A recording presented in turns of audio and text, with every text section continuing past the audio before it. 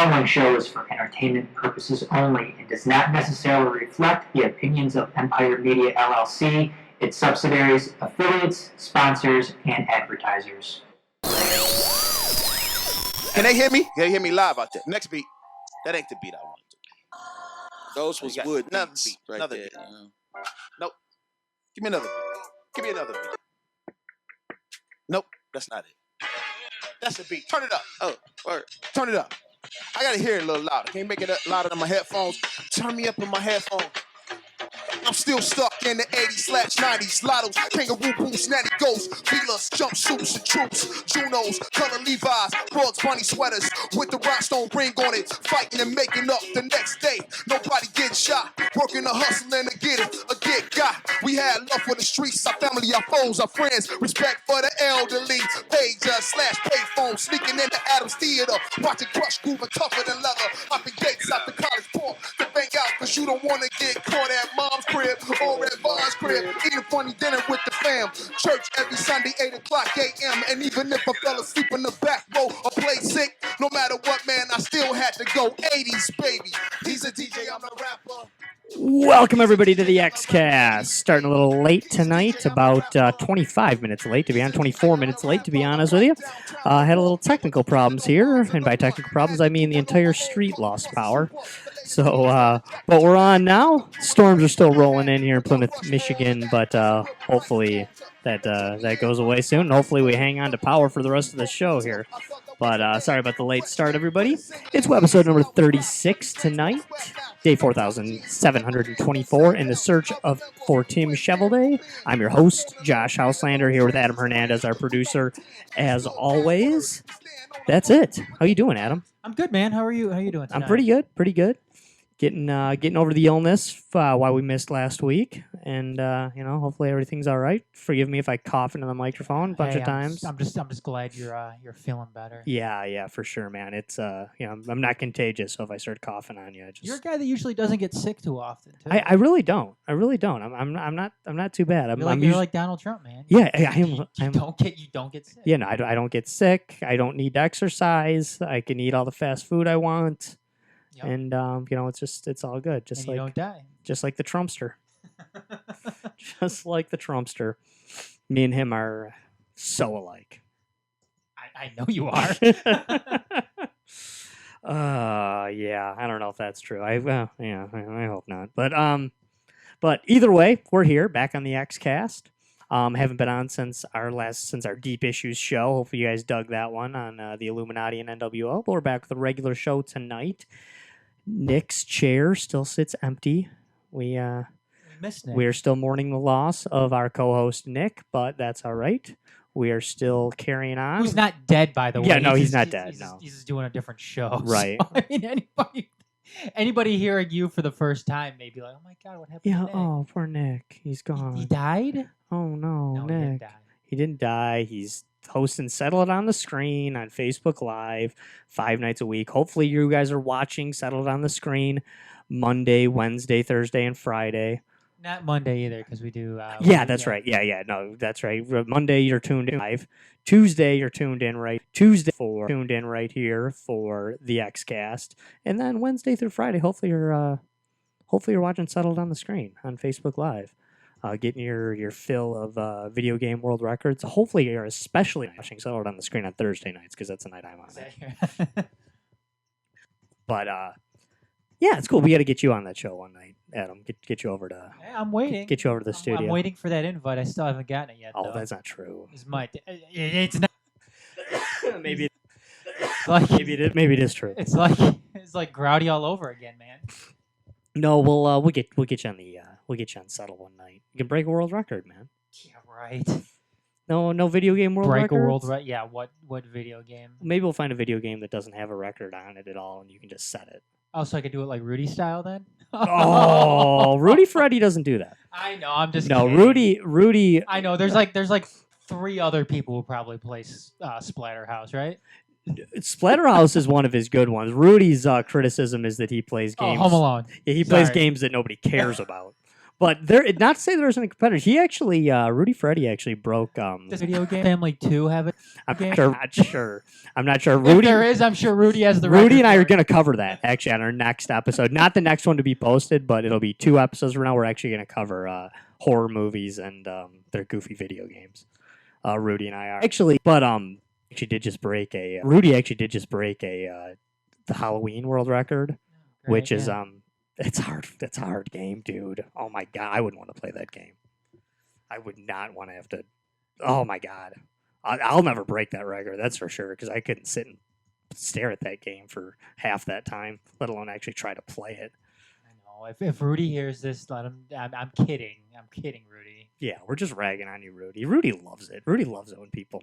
I know. rag on I him. know. Rudy isn't as big of a bitch as some other people in the gaming world. No, he's so- not. Rudy is like he's like Captain Aggressive, but I he, mean, he doesn't get butthurt though. He actually loves it when people rag on I agree with Rudy on almost nothing, him. Right. but I will say that he is much more prone or much better about taking criticism or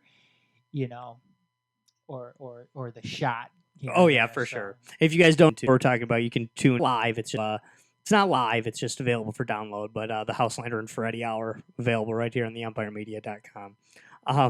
It's a fun show. It's a fun show. You guys will dig it, especially if you like competitive video gaming at all. And if you don't, you might still get a kick out of it. I hope you would anyway. But what do we got on the docket tonight, Adam? We got Trump's talking right now. Yeah, Trump's flapping his jaw right now. His orange, overgrown Oompa Loompa mouth is going right now, probably about how tremendous everything is and how great how great the military is going to be and how they're going to be spending all this money, but no discernible way. I'm kind of looking at the look on Mike Pence's face, and I'm wondering what he's thinking right now, and I have a feeling what he's thinking is, not since Andrew Johnson sat in this chair has a vice president had such a good chance of taking over. Do you think he's going over his head like right now? He's like, he has gold curtains in the Oval Office. Am I gonna want to keep those gold curtains? Or Exactly. maybe do I want to change them to maybe like a blue or the red ones that Obama had weren't they weren't too bad. Right, I'm thinking red. Red is for Republican. Wait. What did Reagan have in there? Maybe I'll go with that. That might be just always a good thing to be going through Pence's head. It's like Reagan. God, Reagan was awesome. Reagan.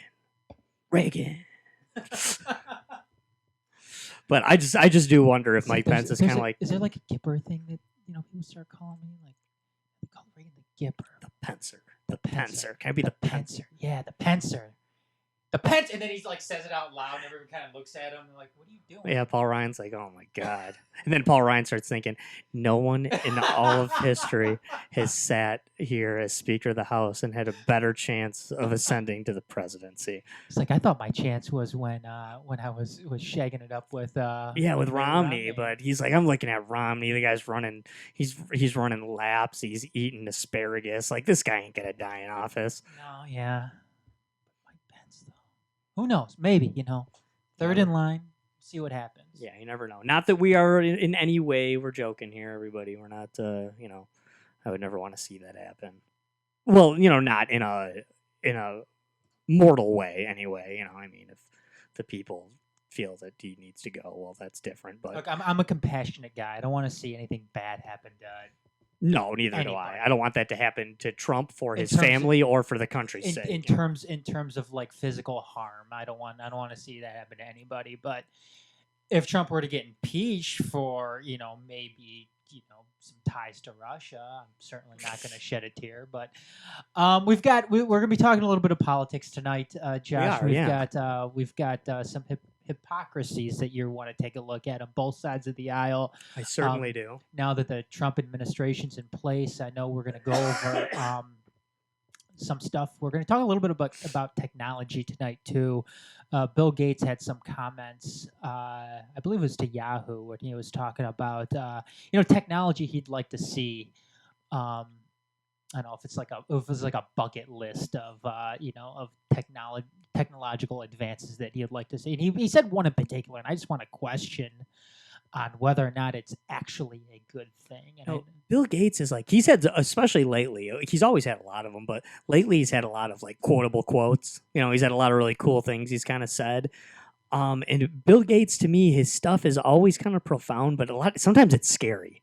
Sometimes what Bill Gates says kind of scares me, it's scary when he says it, just because he's Bill Gates. And Right. You've got to suspect that in some aspects it could happen. Right. No, for sure. When Bill Gates says it, you got to know, like you just said, that there's a good chance this could happen because he's smart and he sees the writing on the wall and sees what's when he thinks that something is possible or that something's next. It probably is. It probably is. He really does know what the technology is capable of and when it's capable of it or when it will be capable of it.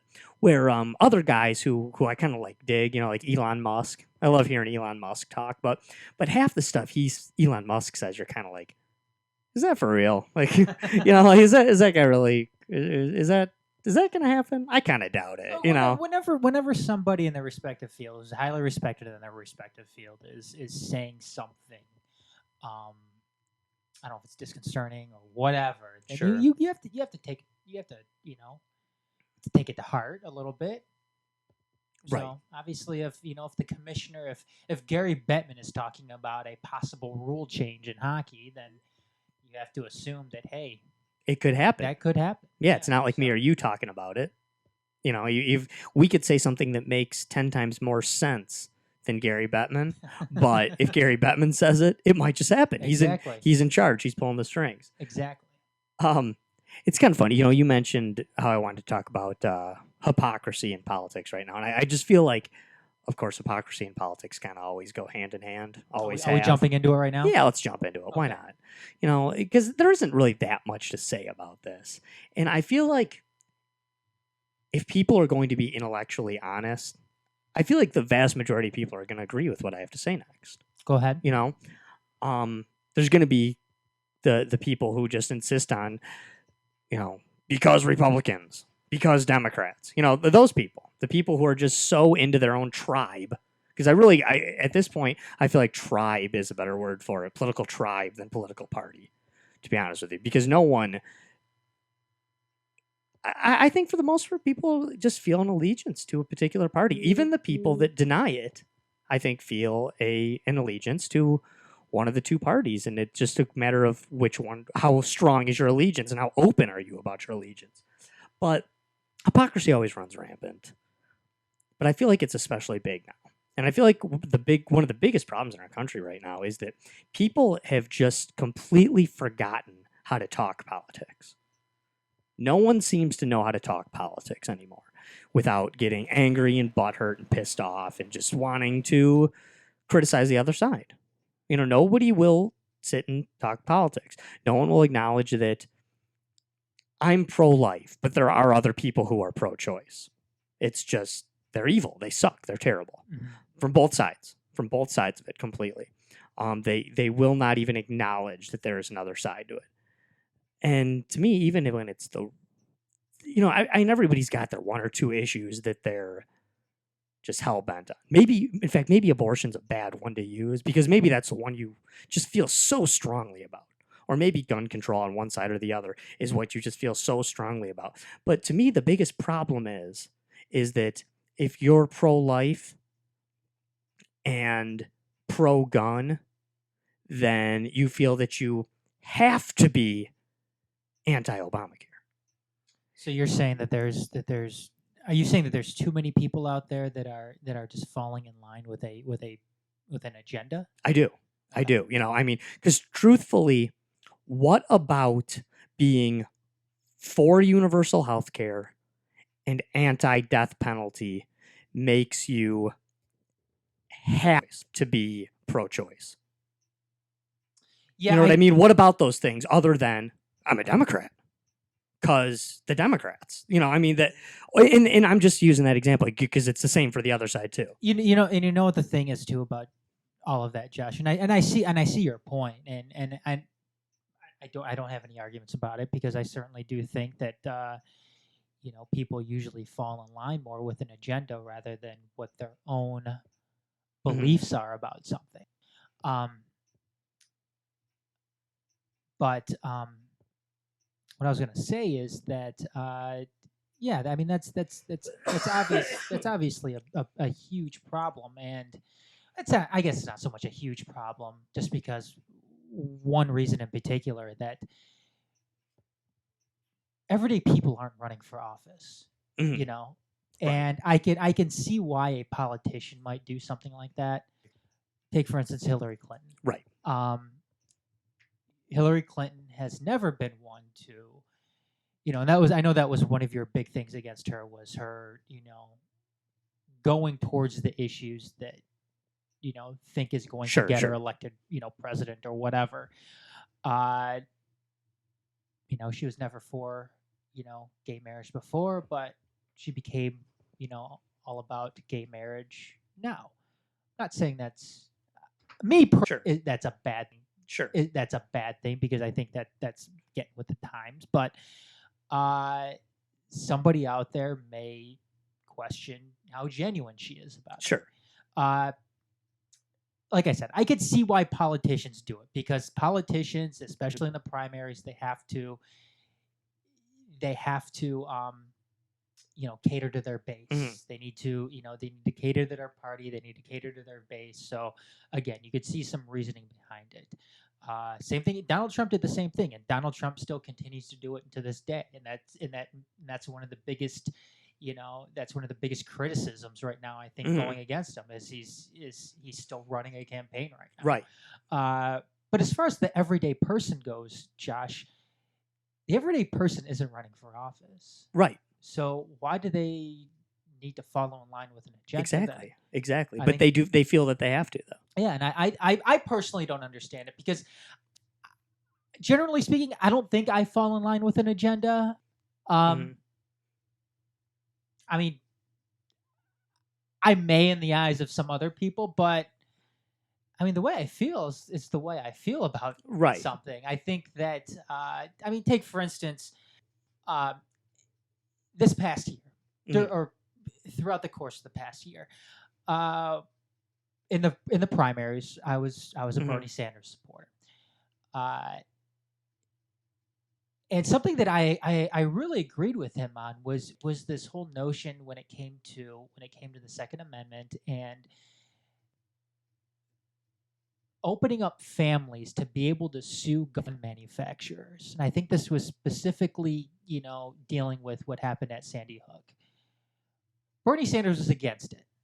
He was against it, and again, he may have been following an agenda within his own As far state. as Democrats go, Bernie Sanders is somewhat beloved by the NRA.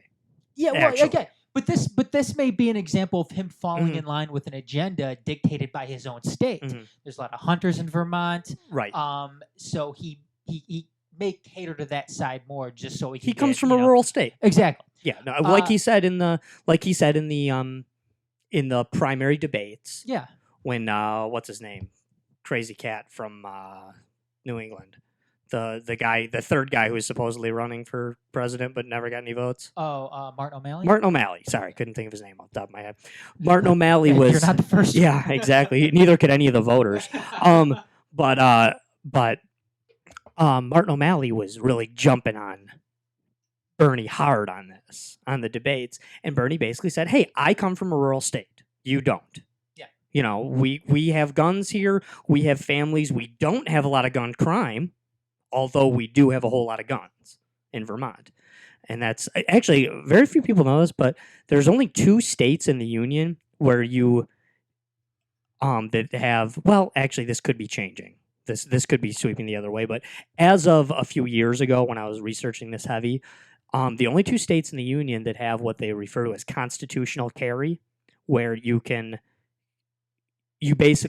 don't have a CCW permit. Anyone is just allowed to carry Oh, really? a gun, and those 2 states are Alaska and Vermont. Okay. In Vermont, you are actually allowed it. Sometimes Vermont mistakenly, when you see the lists, gets lumped in with the Californias and New Yorks because it's listed as not having a CCW. Oh, really? But the reason they don't have a CCW is because you don't need one. Okay. Anyone can carry. Anyone can carry concealed or unconcealed All right. in Vermont. In fact, the only rules in Vermont are that if you go to an individual's home and you are carrying a gun, you are supposed to ask permission to enter. Oh, really? Yeah, you're if I come to your house with a gun and say, "Hey, I'm carrying today, Adam. Is that okay if I come in with my gun?" You can say yes, or you can say no. You can leave it in the car, or you can not come in at all, or you can say, "Yeah, come on in." You know. Good piece of knowledge. Yeah. Alaska actually has a CCW just so they can gain reciprocity with other states Okay. that have them. And that mostly being because to get to other states, you're going to need to fly there from Alaska. Yeah. You know, For the most part, yeah. Unless you know, want to trek yourself through. Well, you're not going to drive through Canada with your gun. Oh yeah, that's right. You know, so that's. I guess you could take a boat. So that's the well, yeah, but that's that's why that's why Alaska has one, just so in Alaska you can get a CCW and then gain reciprocity with the other 49. Okay. We digress, but I guess what you were saying, Adam, I agree with. And you know what? It may not be. Bernie Sanders may not have been the best example to use in that sense, just because, like you said, he comes from a rural state, a lot of gun owners there, so he may be catering to them a little bit. Maybe that's Bernie's general belief. Maybe he actually genuinely does believe that. I think it stands more so for me because, for one, I am not a hunter. I've never shot a gun in my life.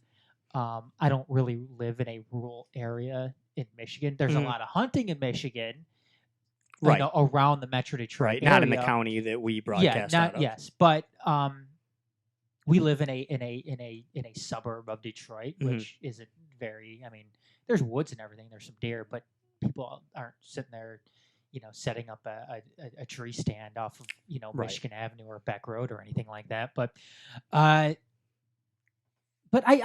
never saw the point, and I didn't think it was necessary. I didn't think it was fair at all or right for families to be able to go and sue a gun manufacturer because some psycho went and unfortunately, sadly enough, murdered a bunch of innocent little kids. I mean, is that the gun manufacturer's fault? No, it's not. It's not, and I think it's lunacy to be able to do something like that. And what type of slippery slope and what type of Pandora's box does something like that open up? Right. No, you're absolutely right, Adam. And these, I don't know, these things get out of hand. But I guess one of my main points was, and it was really just the point to get to our main topic here. But my point is, let me see if hopefully I can think of enough, common topics here. If person X tells me their position on gun control, abortion, and universal health care, and I can then immediately guess their position on the death penalty, then you're boring. Okay, you're a boring person, and perhaps you ought to think outside the box. Maybe you really do just believe it, and you can make a good point for all of them. That's great. That's great. But if you tell me those three, and then I can make a guess as to how you feel about the death penalty and gay marriage, then you're probably boring. Then you probably ought to maybe think outside the box a little bit here and there, and. Maybe you're at home thinking right now, oh, that's crap. I fall in line with my party for these, but then I don't for X, Y, and Z. And great, that's awesome. That's awesome. Or you can tell me why exactly you feel that way, but you don't. So I realize that was a kind of a rude blanket statement for me to make, but at the same time, I kind of stand behind it. I don't think it's necessarily rude. For me, look, if you want to look, I'm not going to get on somebody for for those beliefs, especially if they fall in line with something I believe. I'm not going to argue with somebody over their belief if it's the same belief as mine. And if somebody can go and defend it, somebody can go and talk about it, then I'm cool with them having belief A, B, and C, whether it's against abortion, against the death penalty, or pro-life or pro-choice, against the death penalty, for universal health care. Just as long as you're able to go and talk about it and not say like, well, yeah, I'm for universal health care. Okay, well, why are you for universal health care? know. Mm-hmm. It's good. It seems like a good thing. Mm-hmm. And I voted for Obama. Sure. So Sure. Yeah, I mean, because when I argue a point, I expect people to be able to. I expect people to be able to argue their position with the same amount of vehemence that I can argue my positions. And there are plenty of positions out there where someone asks me something, and I'm like, I don't care that much. I'll be honest. One right off the top of my head, and this is a mix of me not knowing that much about the particular issue, and also a mix of it not affecting my life directly, and also it just simply quite frankly, I'm not sure. But one that I'll throw out there just off the top of my head is TPP. Everybody, that kept coming up in the debates and at the beginning. TPP, it's TPP. And people would say, "Oh, well, yeah, she's for TPP." I guess I don't care that much. It's not my thing. It's not the hill I want to die on. It's not a particular issue. There's tons of issues that I care a ton about. And to me, I think it's intellectually honest to point out the few that you just don't care about. Yeah, and this is something I kind of really didn't have. I don't know if I really did candidate, throughout the primaries and everything, throughout the primaries and everything. But I know Bernie's stance was he was really, really against TPP. Very much against. Correct me if I'm wrong here, but Trump and Bernie were together on that. Correct?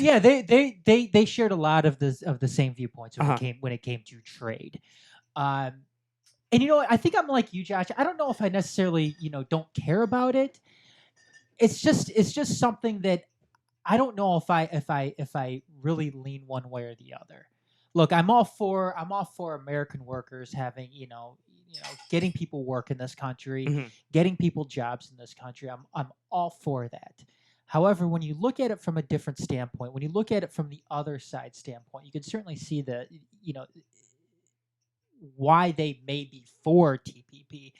Take for instance, okay, if all the jobs are kept here in the United States, all the manufacturing jobs are kept here in the United States, whether it's textiles or you're making automobiles. Are American workers going to work for the wages that a worker in Mexico would work for?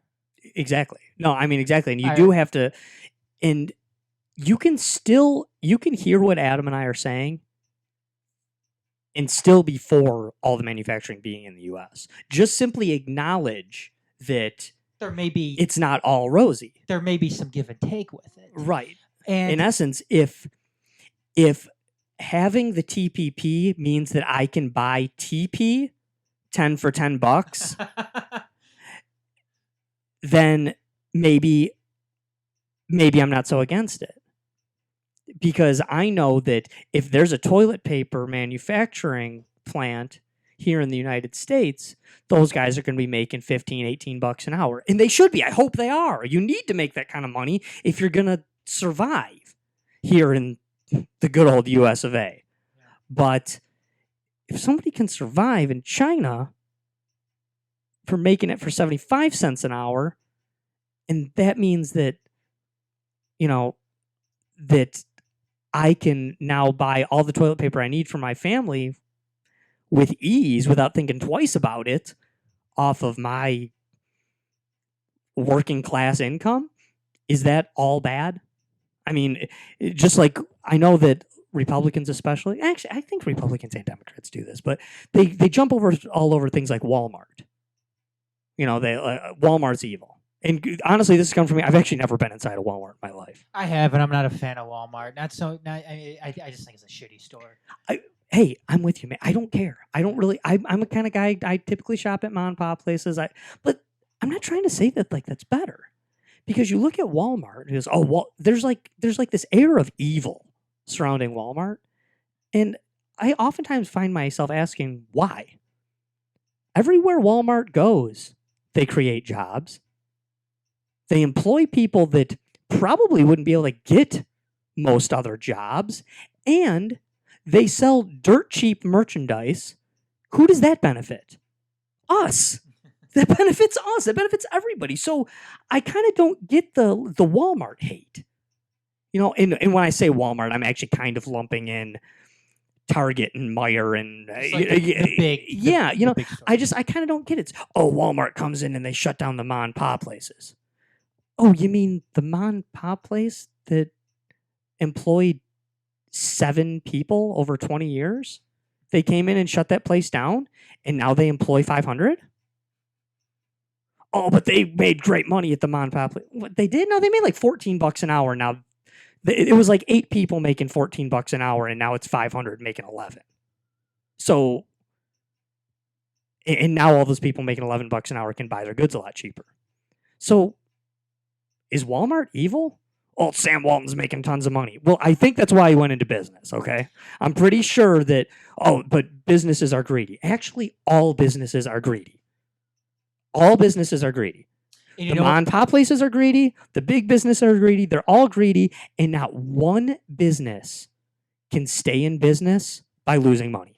I think, and I think that's the, people may be looking at the trickle down effect, and and CEOs and top executives in the country, and what they're making at the expense of their workers. I think that's. I where, feel like that's kind of a misnomer too, that they're making it at the expense of their workers. Well, but perhaps and I guess that's something. I guess offhand, Mhm. and at the very surface.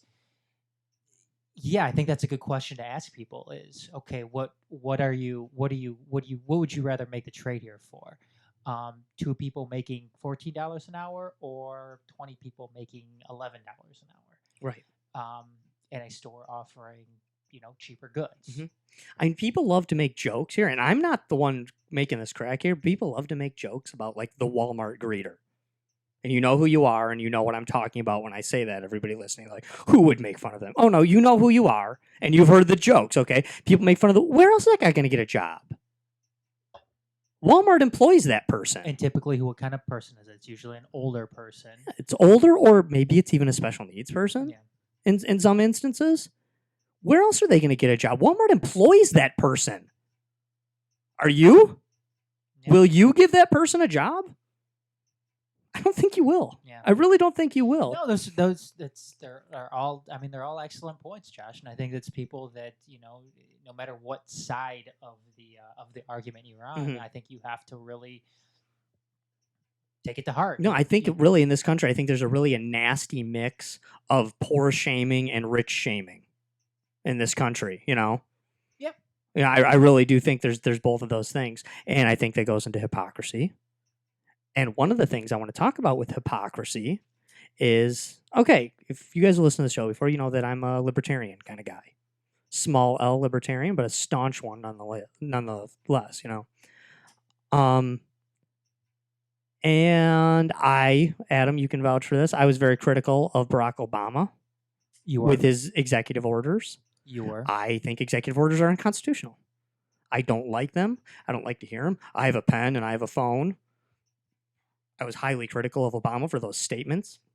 So were many, many, many, many, many Republicans. And now all of a sudden, Donald Trump is in office, and you talk to all those same Republicans, and now executive orders are good, right? Now executive orders are okay. Now we like executive orders. So executive orders are cool now. You all hated executive orders when Obama did them. So now, will those people at least be intellectually honest enough to say that it wasn't the executive order they had a problem with? They like executive orders when it's their crap, but they don't like executive orders when it's the other guy's crap.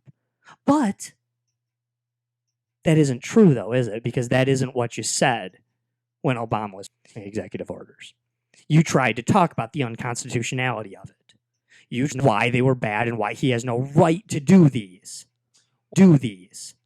What about this, Josh? I'll play devil's advocate here because I heard Rick Santorum say this on television a couple weeks ago. I cast a vote for Rick Santorum at one point in my life. I'm sorry about that. I would take. Oh my God, I would take a Rick Santorum presidency right now. Oh my God, would I take a Rick Santorum? What about the defense of Donald Trump signing these executive orders saying that. Santorum, oh well, and this is what Rick Santorum basically said. He's signing executive orders that Congress would fall in line with anyway, that they would agree with anyway. Well, it's not true, for one thing. That statement isn't true. You could have made that statement in the past. Ronald Reagan signed executive orders, and that was actually true. They were time-sensitive executive orders that Congress would have and eventually did fall in line with.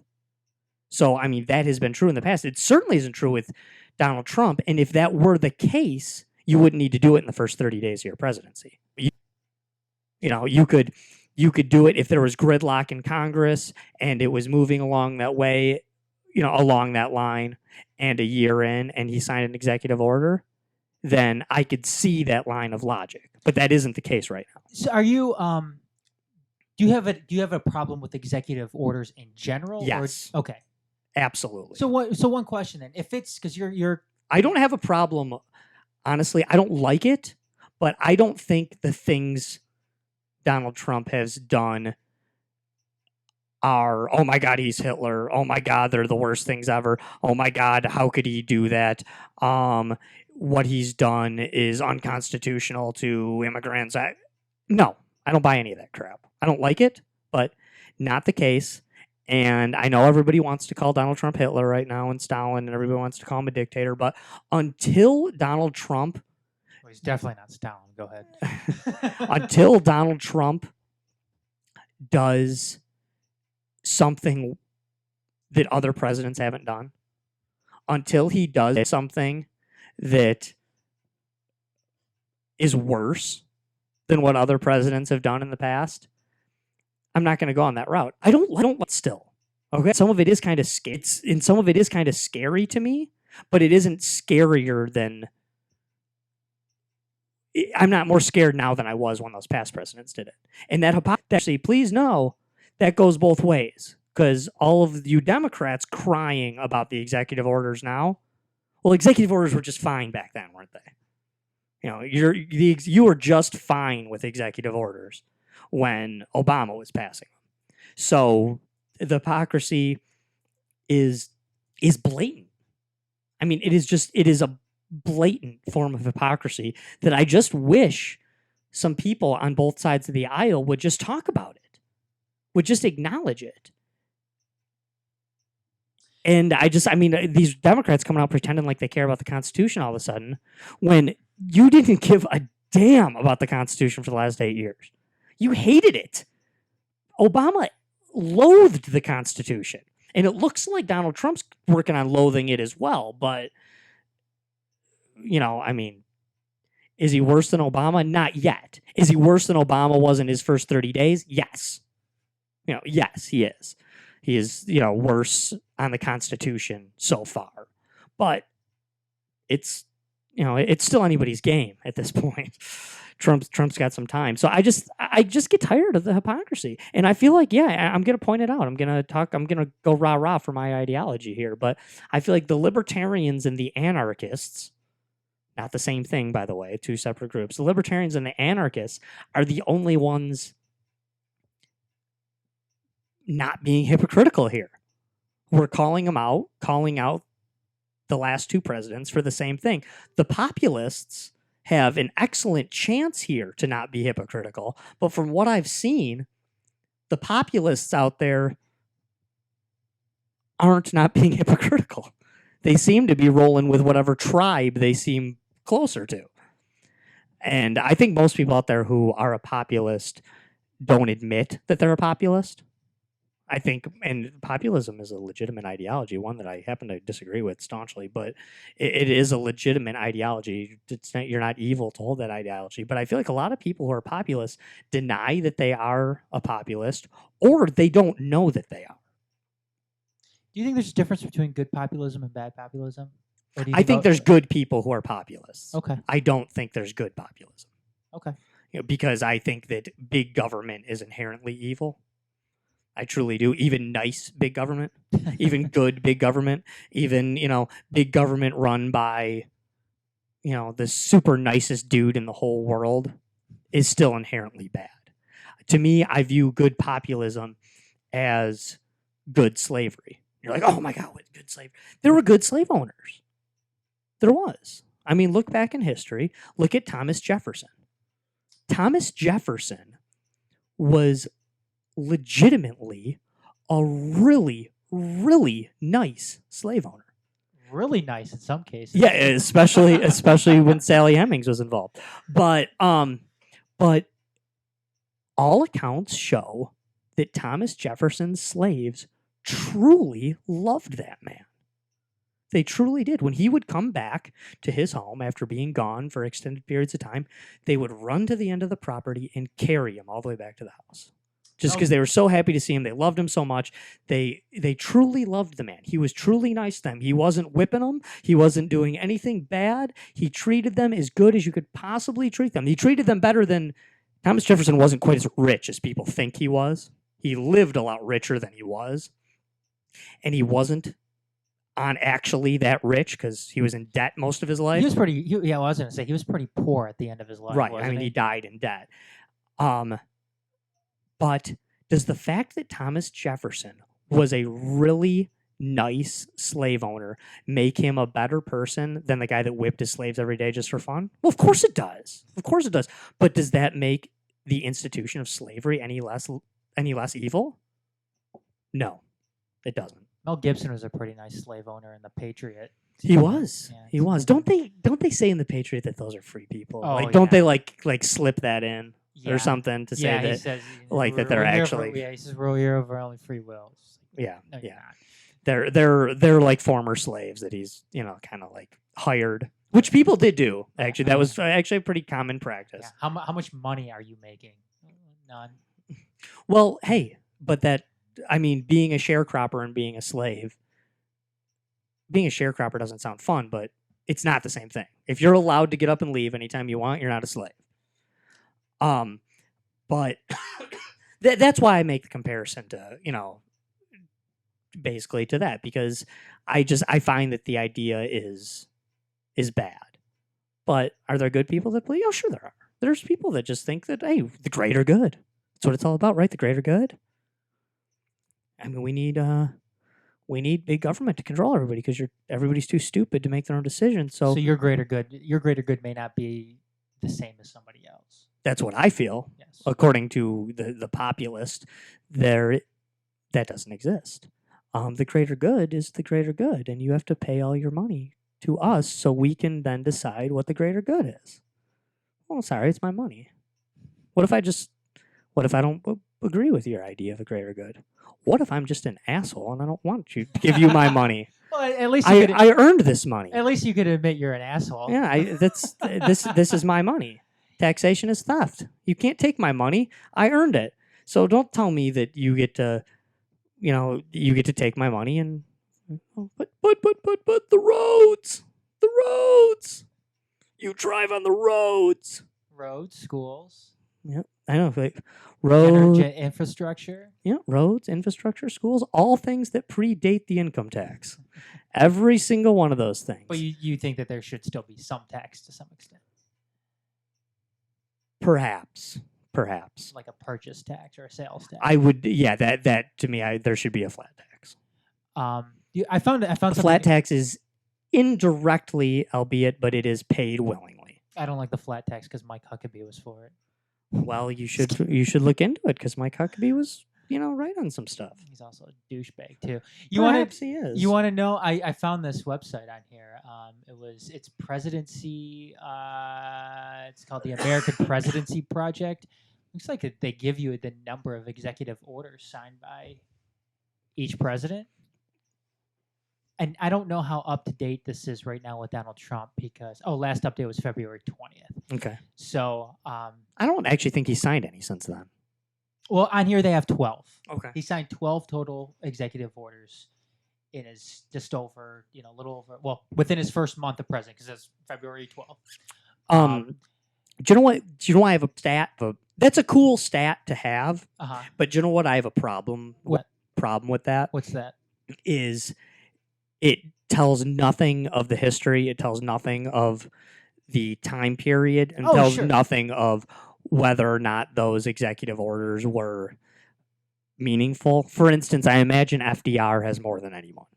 You're absolutely right. I don't know And that for certain, but I no, imagine he does. by far. Okay, I'm sure he does, But but how many? how many? No. 3,721. Okay. Keep in mind that He served FDR was a wartime president, wartime president, and he served twice as many terms as everybody twice else. as many terms, and he was president coming out of the Great Depression. Okay, too. now if you are a wartime president, I'm not an FDR fan. Please keep in mind, I'm not an FDR fan.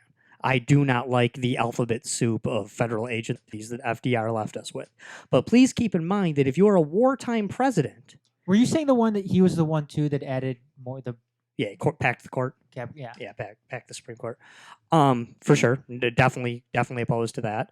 But if you are a wartime president and you're issuing executive orders in regards to the war, the president of the United States is the commander in chief of the military. So those aren't unconstitutional at all. Anything involved in the war once Congress has declared war is not even close to unconstitutional. Those are legit. Those are absolutely constitutionally backed and legitimate. So when you're looking at your FDRs, your Woodrow Wilsons, your Abraham Lincolns, your James Madisons, your Polks, these guys were wartime presidents. So it's very different. And also, then we mentioned earlier, the idea of, guys like Ronald Reagan, who did in fact sign some executive orders that were time sensitive and later enacted by Congress. 381 he signed total. Ronald Reagan signed 276. Bush 291. Bush 291. Clinton 364. HW 166. I mean, Obama's probably, so Obama's not up on the top there. Actually, but Obama actually signed executive orders that were absolutely positively against what Congress wanted. And I could argue that thus far, Trump's doing the same thing. Yeah, you could. I mean, and Trump actually, his party actually controls Congress. Very true. And I still don't think that they would be passed in that way. Would a similar thing be passed? Perhaps. Could soon be controlling, not soon be controlling, not that judiciaries have R's or D's next to their name. But right. His party could very well be controlling the Supreme Court here pretty soon as well. Sure. The other thing too is a lot of the executive orders that Obama passed and a few that Trump has passed so far could easily be construed as legislation. They are legislation coming from the executive branch, which that in and of itself is unconstitutional.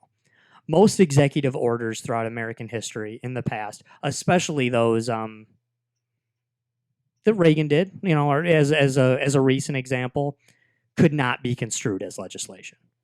They're executive orders from the executive by the executive branch to execute law, to execute current law that has already been legislated by Congress. So that's why I don't want to jump in too much to the number of ones they've done when some are meaningless. One thing though, before, without looking, Josh, who do you think signed the least amount of executive orders? Amount of executive orders. Okay, I will ask one thing because I should know this, but I don't. So I'm going to ask for one hint. Is there a time period where it starts where nobody was signing them at all, where they're not counting anything as an executive order, or do they go all the way back to Washington? They go all the way back. to Okay, they do. All right. Yeah. I'm just not sure the verbiage that would have been used, so that's why I ask. I will guess.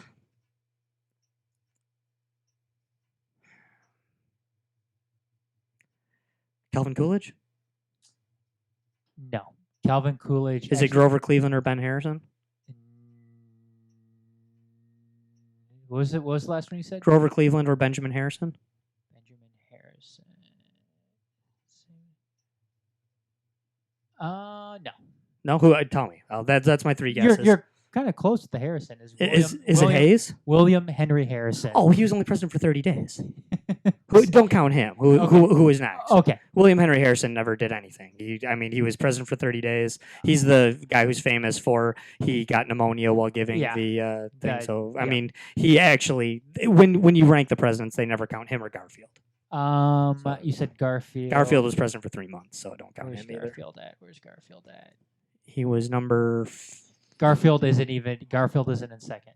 Oh, he's not? No, Garfield signed 6. Really, in 3 months? Orders. Wow. Trump signed 12. Yeah, that's 12. And it's all over the news.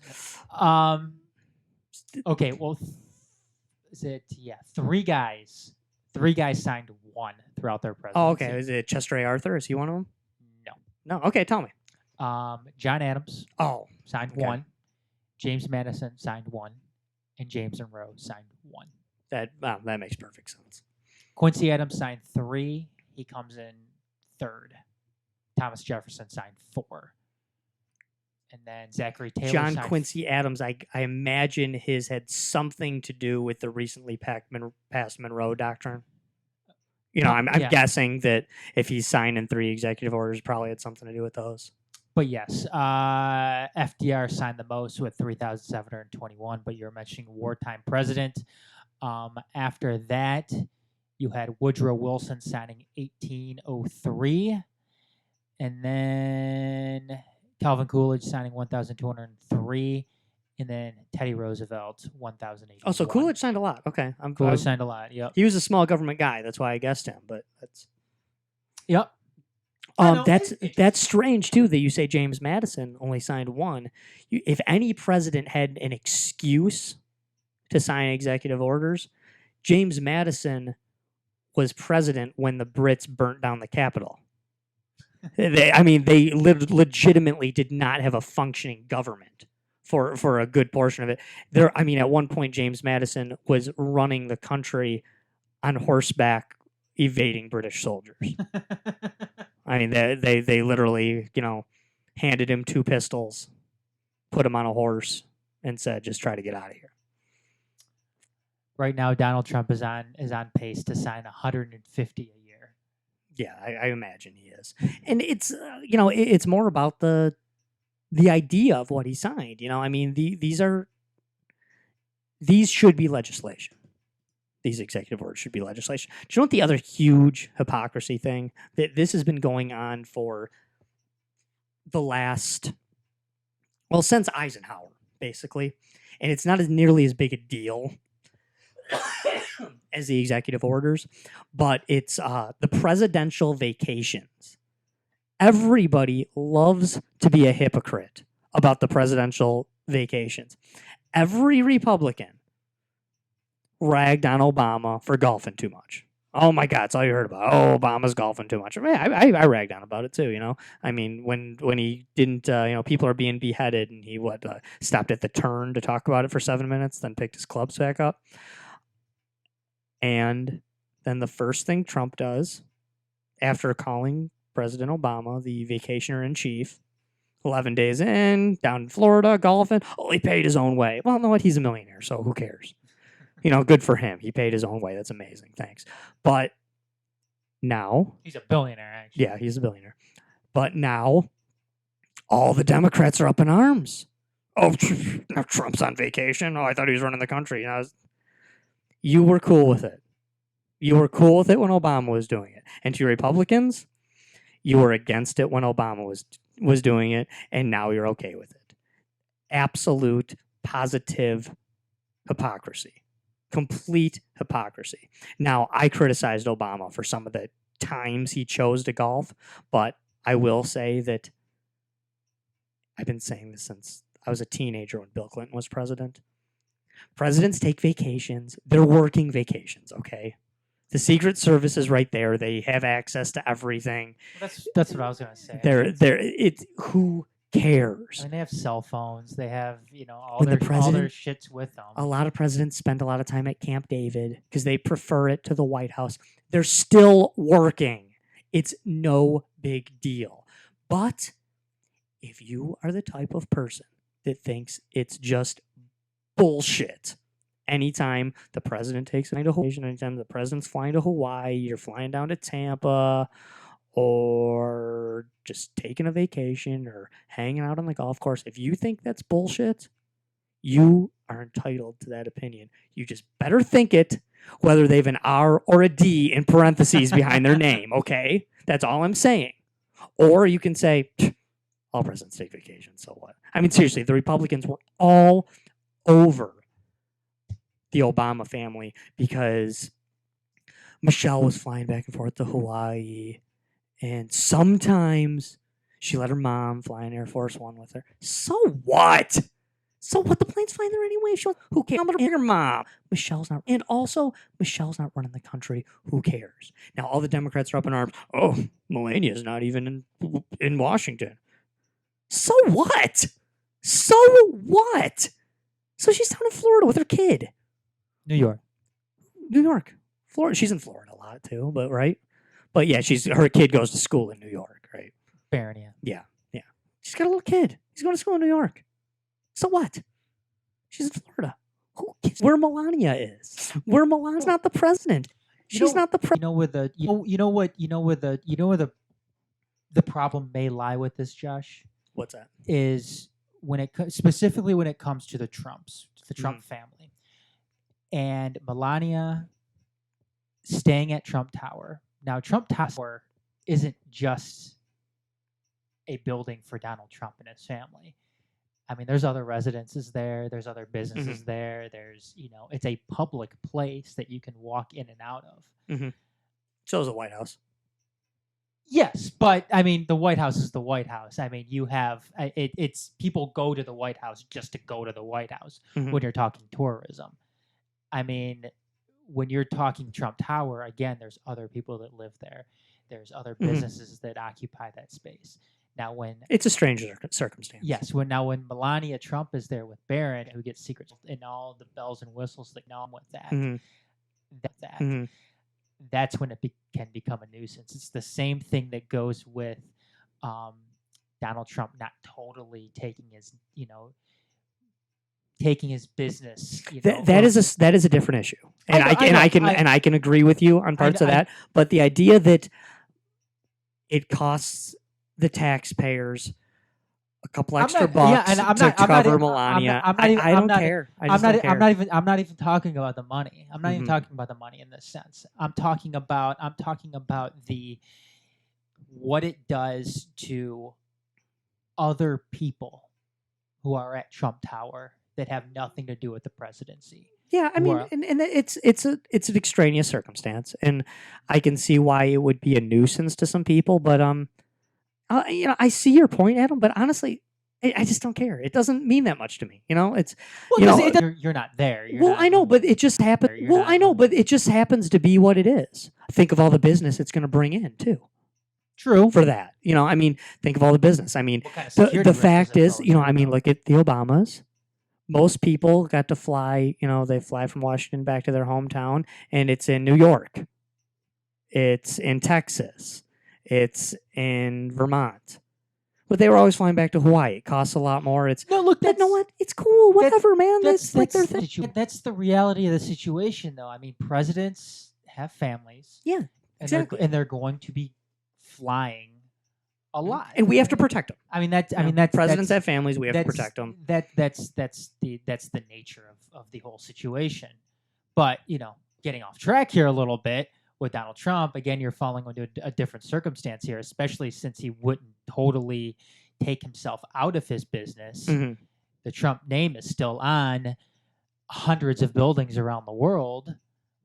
Many of these are residential buildings and public, and public recreation areas. What kind of security risk does that pose now to these buildings who still bear the Trump name? It could be a problem, or I mean, we have never had a president who is quite like Donald Trump. He was a businessman, not a politician. It happens, I mean, it's different. You'll have to have extraneous circumstances about it. The thing that I find strange is this idea that people would have you believe when they complain about this Whether it's the Republicans complaining about Obama golfing too much, or the Democrats complaining that now we gotta set up Trump Tower and thing. You know, I mean, whatever it may be, they act like that's what's bankrupting the country, and that's the part that I always find laughable. Trillions in debt, our country is. Trillions in debt. We're building gas stations in Iraq for $1 billion and then forgetting to use them. We're blowing money everywhere. The Rand Paul speech. Right, yeah, exactly. We blow so much money, and the idea that the most powerful country in the world can't pay the president $450,000 a year, can't supply security, that they can't sometimes take Air Force One to go visit their brother because he's sick. I mean, who cares? Can't provide adequate health insurance to people who need it. I mean, the country is bankrupt.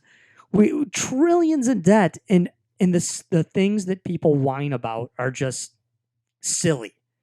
I mean, you know, a lot of the Trumpkins right now are going nuts. Oh, hey, Trump's not taking a salary. That's great. It's super nice of Donald Trump, a billionaire business mogul, to not take the salary. But literally, when you have a country with the economy we have, he's profiting in other places off of his presidency, and that's fine. And you know, but aside from that, when it comes to our national debt and what we spend daily, Donald Trump not taking $499,999 because he's taking his buck. You know, I mean, for him not to take that is literally like somebody breaking into your house while you're gone, finding a quarter under your dresser, and then leaving with nothing else, locking the door behind them, and you never knowing they were there. That is the equivalent of it. It's nothing. It is nothing. It's $450,000 a year, and quite frankly, I actually think they should make the president take the money. Why do you think they should? Because I don't want it to be considered a great thing for all our presidents to be rich. Because if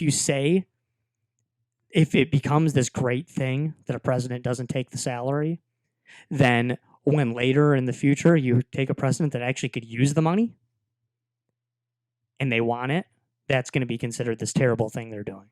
The last 3 presidents didn't take the money. This guy's going to take it. Well, the last 3 presidents were billionaires. And this cat's not. It's a precedent that you're you know, I don't setting. I don't want it. $450,000 a year to be president of the United States is chump change. Oh, sure. I mean, it's nothing. It's actually one of the most underpaid jobs on the planet for how much work you do.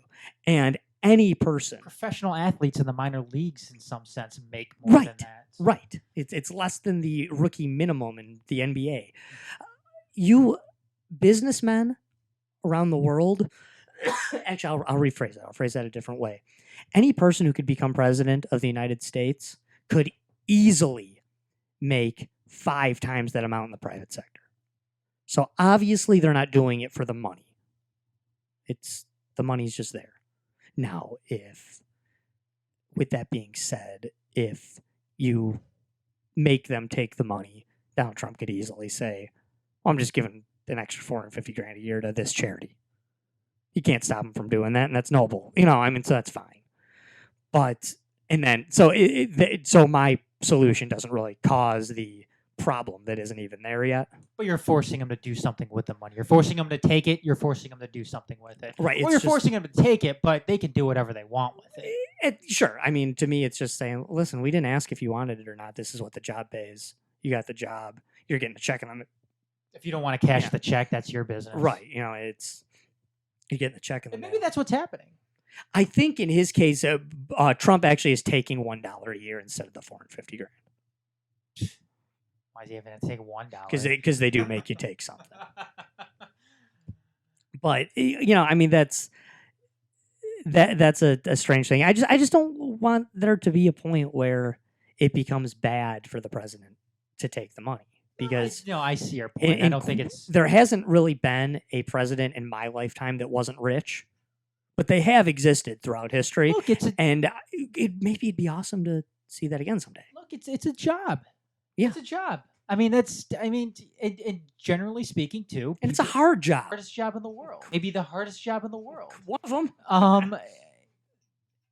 And look, when like I said, for the most part, when somebody assents to a president, they're a politician, and that's what they do. Donald Trump, obviously, quote unquote, wasn't a politician, even though he was. But that's not how he made his money. He's obviously a real estate mogul. Right. And he happened to ascend to the presidency. So, and there's nothing wrong with that. That is not unconstitutional. No. I don't have a problem with it. I personally kind of prefer my candidates to have some political experience, but that's okay that he doesn't. Like you said, it's hard to argue that he didn't have political experience. Another hypocrisy too, by the way. Well, this is something I'm getting a little tired of hearing. Is Trumpkins telling me that Donald Trump is not a politician? Well, he's not a politician. He's not a politician. Listen, if you want to ride the whole Donald Trump was not a politician forever, that's cool. You can do that. It's true. He never held elected office. Donald Trump wasn't a politician. But last I checked, Donald Trump ran for president of the United States and won. Now he's a politician, okay? Second time running for president, by the way. Right. True. The first time was a bit of a joke, but he did run. He did run and lost for the Republican Party. Donald Trump now is a politician, okay? He ran for office and he won. He's a politician now, okay? It's not like there's not an argument here. This goes right along with all the people saying Donald Trump's not my president. Actually, he is. You might not like him. You may hate him with a loathing passion. But unless you are renouncing your American citizenship, Donald Trump is your president. Deal with it. Yeah, I could say Donald Trump, unfortunately, is the president of the country I live in. Well, and that's fine. It is. That's fine. You can not be proud of it. You can say you're ashamed of it. You can. I think that's a bit much, but you can say that if you want. But for those of you out there saying Donald Trump's not my president, Yeah, he's my president. Really? Actually, he is. He is. And even if you do renounce your citizenship and move to Canada like Rosie O'Donnell promised and didn't do, even if you do that, guess what? He's still the president of the United States. He didn't cease being, you're just no longer an American, okay? He's still the president of the United States, whether you like it or not. I heard some people joking about when people say, oh, Donald Trump's not my president. They say, well, I could just as easily say Hillary Clinton's not my president. But guess what? Only one of them is right, okay? It doesn't matter how much you wanted Hillary Clinton. It doesn't matter how jubilantly you cast your vote for them. You lost. I didn't vote for Donald Trump either. He's my president, though. I didn't vote for Barack Obama. He was my president for 8 years. I did vote for George W. Bush once upon a time, a long time ago. He wasn't just my president. He was everybody else's too. And same goes for Donald Trump. So cut it out, everybody. And this is what I'm talking about.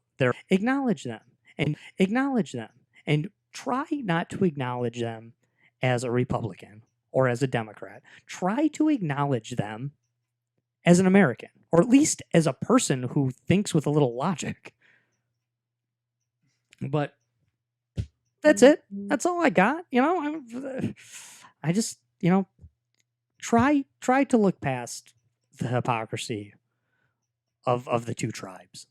Okay? Just to try to look past the hypocrisy of it. You can still prefer one. Really, you can, at the end of the day, you can still say, okay, a lot of Democrats are hypocrites and their party has done a lot of dumb things, but I really like socialized medicine. I really want universal health care, and I think it's really important, so I'm going to keep voting Democrat. And if you're out there saying, listen, I care about the Second Amendment. At the end of the day, the Second Amendment may be the only thing I really, truly care about, so therefore I'm voting Republican. That's fine. I get it. You can say, hey, I'm going to vote for a party because of X, Y, or Z, just acknowledge that they're not right about everything. Be true to it. Right. Own it. Own it. Listen, I know people. I know one guy off the top of my head, I'm not even going to say his name, who just says, listen, I vote Republican. I don't really like Republicans. I don't really like the Republican Party that much. But they do line up more with me than the other side. So I vote Republicans. I know people that just say, listen, Democrats aren't perfect, but the Republicans suck. So I'm voting for Democrat. I get that. I do get it. Just acknowledge it. Just own it. Please. Please just own it. Adam, we were going to talk a little about sports, but we got the late start. I don't know if we want to. Let's jump into your Bill Gates thing. Look, this is it's nothing that's really If we have to skip the sports thing, we'll skip the sports thing. We had our power outage. We had everything. We can talk about that later. Yeah, no problem. What I wanted to get to tonight is there's this article. It was on Yahoo. Let me go ahead and bring it up here. It was actually on Yahoo's finance page. Bill Gates, finance. I guess those two very much go hand in hand. So, absolutely. And the title of the article was Bill Gates explains the big milestone in technology he wants to see in his lifetime. And this is what he goes on to say. The big milestone is when computers can read and understand information like humans do. There is a lot of work going on in this field. Google, Microsoft, Facebook, academia, writes Gates. Right now, computers don't know how to represent knowledge, so they can't read a textbook and pass a test. Now, I was telling you on the ride over here, Josh, that I am a unabated nerd when it comes to new technology. I've noticed that about you. Yeah, I love it. I love new shit new technological shit that comes out. I love the features. Probably why you've been podcasting for over 10 years. Yeah, I mean, it's great. Now everybody and their grandpa's got a podcast. Exactly. I mean, you can't turn around. You can't talk to somebody in the line at the grocery store who doesn't have a podcast. Yeah, but you've been doing it for a long we both time. Have. Yeah, Josh, we both have. Yeah, Josh, we're podcasting when podcasting wasn't cool. That's for sure, and it definitely was not cool back then. Yeah, now my radio idol Howard Stern, he rips on it all the time, but that's how you know it's made it. Exactly, exactly. When Howard Stern it's is here to ripping on stay. when Howard Stern is ripping on it and makes fun of those who podcast, then yeah, we know it's finally made it. But anyways, Adam and I were actually, well, I think this is true for you too, but I was actually podcasting before the term podcasting came out. I don't know if that was the case for me. I was podcasting back when they just called it internet radio. Because there was it was internet radio back then. Yes, yeah. well, the podcast came around when the iPod, right, and the podcast came about when FCC jumped in, yep, and said you weren't allowed to do internet radio. What's strange about that is status bullshit. It was status bullshit. That's right. I was pissed then. If you could find those old things, you would hear me being pissed. But you probably can't because they've pretty much been wiped from existence. Most of that stuff. Probably taken down by unless the you FCC. unless you have Colin Powell's son, I think. Unless you recorded it on cassette tape or something back then, which you might have. Who knows? But yeah, Colin Powell's son, it was too. Yeah, he shut us down with that, and then they pretty much had to invent podcasting. Yep. Because the thing that's strange about that, and we're digressing here, the thing that's strange about that is what we were doing back then wasn't a whole lot different than streaming, which is now what everybody does now again. It's essentially the same thing. Right, and now everybody's back to streaming. Yeah, so it's there again, which is kind of funny. I mean, we're streaming this live right now. You can download it later as a podcast, but we're streaming this live as we speak. But that, in essence, was what they shut down then. Yep. To then make it a podcast, but now it's back. Now it's back. So screw you, Colin Powell. Who cares? Screw you, Colin Powell's son, whatever your name was. Yeah, I forgot his name. I don't think he's doing anything now. I think he's delivering pizzas for Papa John's or something. But pays better. Probably pays better. It probably does, considering the president only makes $450,000 a year. Right. Again, I would think this is cool offhand. Look, seeing if my MacBook Pro or my iPhone, whatever was able to read something and retain the information and like Bill Gates says, go and pass a test. I think that'd be fucking cool. I'd be like, wow, what else could I get my phone to do in this case? I'll tell you what else it can do. It can become a Terminator and hunt us down and kill us. And you That's know what? what? It can do And you know next. what, Josh? I started questioning myself when I was reading this, and I was thinking to myself, okay, what's the point? What's the point in having a computer that can read a textbook and retain the knowledge from that textbook and then go and pass a test? What would be the basic point in all of that? And then I was thinking to myself, people may laugh and people may make jokes and whatever, but where does something like this stop? Right.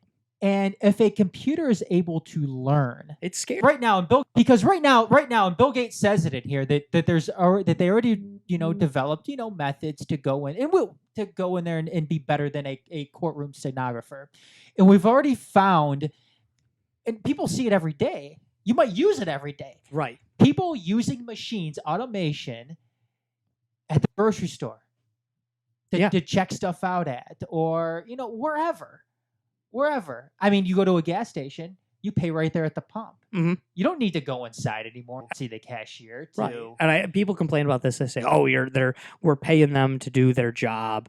We pay them and then we do the job." Well, I guess, but you were never paying for the service. You were always paying for the gas. Exactly. And I'll preface it's like this, a vending machine. Yes, and I'll preface this, Josh. I have no problem with automation, none whatsoever. I think as much as I'm an anti, computers, and I really am that freak who thinks robots are going to take over the world. But with that being said, I'm not against automation either. No, I think I'm really not. I think progress. I think I don't want to flip burgers. It's the time that we live in now, and you know what? If there's a problem with automation within your field, then you know what?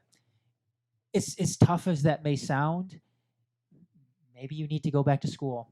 Maybe you need to find. Well, and this has been true since the beginning of time. Think of all the jobs that are going to be lost. Tell that to the guy who has a job fixing the machine. Yeah, exactly. Say, "Oh, computers take jobs." Really? Tell it to my brother-in-law who's a tech support guy, who's an IT guy. Yep. It made his job. It didn't take his job. It created his job. Exactly. And isn't that job like a better job to strive for? Maybe not even a better job to strive for. Doesn't it sound easier anyway than being the guy working on a line? Yeah, flipping burgers. Yeah. I mean, not that there's anything against that job, but but again, my whole point in all of this is, when is too far with something like this? Because yes, is it totally out of the realm of possibility to think that if a computer can read a textbook and retain the knowledge that it took from that textbook and go and pass a test, where's the limits with that? And when does a computer start to think for itself and saying that, well, hey, if we can do this, what else can I do? Why do we need these humans at all? Yeah, can computers then go and hack and do other computers and start launching nuclear missiles or something like we saw? Machines making machines? Again, how perverse, like C-3PO said? Again. Quick off the field topic. I was reading this thing, the biggest assholes in movies. Yeah. And R2-D2 is in there because they're saying that he knew all about all of this stuff to begin with, but didn't bother to tell anybody about it. Anyways, though. But yeah, I mean, is it totally out of the realm of possibility to think about that machines can totally go beyond human control and eventually control humans? Mm-hmm. I mean, and how close are we to that? To me, that seems like almost a scary thing. And again, they've been writing sci-fi books about this since the first time anyone ever even conceived the idea of a computer. Yeah. I mean, and we're already not independent from our phones. Oh yeah, I mean, the human race has become dependent on technology already. Do you know what I find funny about the whole dependent on your phone thing? What's that? Is that everybody like our age and older, Adam, we're in our mid 30s here. Everybody like our age I and still older. like Sam in my early 30s. Go ahead. Adam actually, Adam is in his early 30s. He actually is still 33. Yeah, no, that's your early 30s. It's a simple math game, man. Yep, You're not yep. mid 30s starts at 34. I'm still in my mid 30s, not for long. But do you know what cracks me up about people our age and older than us? What's that? Is that everybody rags on young kids and it's the millennials. Oh, look at the millennials. They can't do anything without their phone. Oh, where are you guys gonna go hang out and stare at your phones this weekend? Where are you gonna that's all the young people do is stare at their phones. It's not just the young people. It's everybody. Everybody you see. Every 50-year-old you see staring at a goddamn phone. So don't tell me that it's just the young people. They grew up with it. They know how to function the phone better than you do. They might be the person you ask for help when you don't know how to work something on your phone, but everybody I know is staring at their GD phone every time I see them, and it's not just young people. Nope. It's everybody. I mean, seriously. My parents do it. I do it. Everybody does it. Anybody who's against technology and doesn't use it, everybody still has a phone. Mm-hmm. And every phone basically out there now is a smartphone. I know a couple of older people that don't have one. They're still they're still the last holdouts. Yeah, my father-in-law still to this day owns a cell phone. It's a flip phone. When he's going like long distances, his daughters make him take it in the car. You know what I mean? But like But he probably doesn't even turn it on. Yeah, I mean, it may or may not be turned on. It's there in case of an emergency, but he doesn't use a phone. There are people out there. There are some people out there. Not to say that he's not technological, but Ed, the guy who is on our Deep Issue show with us, is a tech guy. And does he still have a flip phone? Ed, does he? He did. If he doesn't now, it's because work made him get one, but he is not a guy that's attached to his phone. I mean, really not at all. And for years and years, he had a flip phone. And still wouldn't get rid of it. Right. I think maybe his work bought him a phone because it wouldn't hold the technology anymore, But I mean, he's not a technology guy, not on social media, not on, not looking at his phone all day. So I know a handful of people, but literally, I know a lot of people, and I know a handful that aren't on their phone all damn day. So it's everybody. It's everybody out there. Yeah. I don't know, Jesh, what do you think though? Do you think this is one of those things that I don't know, maybe we shouldn't, maybe that's it seems scary maybe to me. That's the stopping point that we get with and I'm not saying you stop technology in general, but maybe having computers or enabling computers to be able to read shit and retain the knowledge, maybe that's not something that we get into here. I mean, so we always talk about, when it comes to biology or something, sure, playing God, with stem cells, sure, or, so on and so and hey, forth. that's where I draw the line. When they want to implant my phone somewhere in my body, okay, that's not happening. Okay, I like my smartphone. I like to I like to Facebook from it. I like to do stuff from it. I like to Google stuff. I don't know what the hell we did before you could Google anything. You sometimes actually had to answer. You I don't Jeeves. know. You asked Jeeves. That's what you did. But I mean, remember that like way back in the day? Sometimes you actually ask somebody a question, It's like don't know, and then you just didn't find out. Yeah. Just didn't find out. Yeah. Like you just didn't find out. You try to go to the library. Yeah, or for most cases, I wouldn't go to the library. I just wouldn't. Yeah, whatever. I did. Who hit more home runs, Mark McGwire or Sammy Sosa? Oh, it was Mark McGwire. No, it was Sammy Sosa. I mean, there was a time. I can look it up. Right, exactly.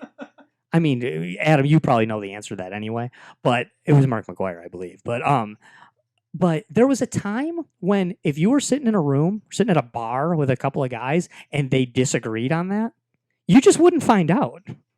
You just didn't know. Now everybody just pulls out a phone and Googles it. You can't even lie anymore. I mean, people just find out right there. You don't even have to Google anymore. You just ask your phone, and right? it'll tell you. Yeah, exactly. So we're almost beyond Google here now. It really is. I mean, it doesn't even matter at this point. Anyone can find anything out. There really was a time when you actually sometimes just like didn't find stuff out. You know what the scariest thing about all this too maybe is, and I don't know if we said this on the air or not, or if we're off the air, but if Bill Gates says that he wants to see something like this happen, It's probably going to happen. Yeah, isn't there a pretty good chance that it's going to happen? Because it's Bill Gates. Right. Yeah. I mean, he makes stuff happen. Stuff that Bill Gates says or wants tends to come true. I mean, I know he's not the owner of Microsoft, but isn't he kind of like isn't he still on the board or something? I don't know if he's technically anything at this point. Or how much pull does Bill Gates have at Microsoft? Do you think Bill Gates could walk into Microsoft and be even like, if Bill Gates says, I don't think we should do this, that probably means that it's going to happen. Yeah. Like, he probably just knows that, like, oh, that's the next progression. That's the next step, I'm saying if Bill Gates goes in tomorrow, he goes into the Microsoft headquarters, like, let's do this. He's like, hey, guys, you know what? I kind of really want to see something like this happen. Can we work on it? Oh, it's Bill Gates. Yeah, we better. Right. Oh, absolutely. We'll see if we can the 5 smartest guys in the room are on it. They're on it. Or maybe the 5 smartest girls. I didn't mean to, sound sexist there, but I mean, really, they're gonna make it happen. Yeah. It's coming. It's next. It's there. But no, you're right, Adam. And when it comes to the automation, I was like one of those guys that for years at the grocery store, I never would do the self checkout. I would never do it. I just because keep people employed. Yeah, that was my thing was like hey, I just that's taking somebody's job. I'm just not doing it. And this is gonna sound mean. I was married to a checkout girl for a long time. I have zero problem with this job. I mean, a job's a job, man. I get zero problem with it. I promise, if you're out there offended, oh, he's criticizing the job, I promise I've done dirtier jobs than you. I pounded nails for over 20 years. I cleaned raccoon poop out of gutters for a living. I've not, there's no job that I look down upon. But I would then, after a while, go to the grocery store, going through the checkout line, and getting people at the checkout line who were less than awesome at that very easy job. I was kind of like, why am I not doing the U-scan anymore? I was just like, why am I doing this? Quite frankly, this job, it's easy. I could do this. So I'll just go to the U-scan, I guess. Because it's there. And, I mean, sure, all right, well, I won't do it today because I'm buying cigarettes. I won't do it today because I'm buying a lotto ticket. I won't do it today because I'm, doing this, buying this. I'm buying a bottle of wine and they're going to check my ID. Something like that. Then it's different. But, like, I'm buying, like, I'm buying a bag of chips. Like, why am I not going through the U-scan? I mean, it's right there. It's easy. It's easy. You scan it yourself. It's there. You pay. It's, why not? And I get pissed when there's not a U-scan now. No, I know you're a big U-scan guy. I love U-scans. And I guess, I guess it goes further.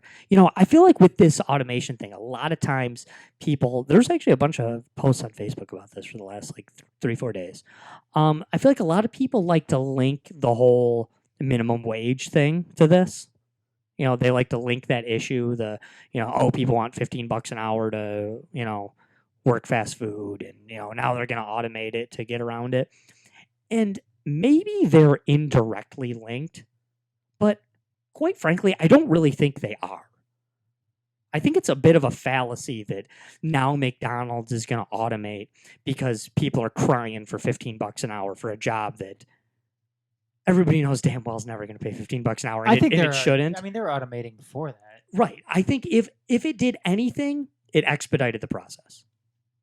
I mean, if it did anything at all, it said, okay, we were going to automate anyway. Let's try to make it happen in the next 5 years instead of the next 10 years. But it was happening. It was there. I mean, it was totally there, and it was an inevitability long before people started protesting outside the Taco Bell for $15 an hour. So you can link it and you can say, oh, they're stealing their jobs because they don't want to pay them $15 an hour. Maybe, but I really don't think so. I really don't. At the end of the day, you've been seeing the the thing to get your pop, the little fountain thing. Now you just walk up and it's a touch screen, and you can get a raspberry Coke or something instead of a regular Coke, and you can mix it up, and you can do this, do that. You've been seeing that happening for a while now. Yeah. And the days of, I mean, let's think about it. You go to McDonald's, it's just a touch screen anyway that person's looking at. It's just, okay, on the register. Okay, you want a double cheeseburger, no mayonnaise, Eventually they're just going to turn that thing around. I mean, that's in essence all they're doing. They're just going to turn it around and do it. And I don't know. I feel like in some ways, if anything, they've kind of built up the idea that the fast food worker is incompetent. So then when that comes, they will inevitably be able to say, well, hey, you made fun of people working at fast food for so long. You said they sucked at their job. Now if you get pickle on your hamburger when you didn't want it, it's your fault. It's that simple. I really do think that's what's coming. Unless they get the wires crossed on the robot cooking your food. Right. And hey, you know what? Now there'll be, instead of 10 people working in the Burger King, there'll be 2. But hey, those 2 people, they will be making $15 an hour, or maybe more. Maybe that's better. I don't know.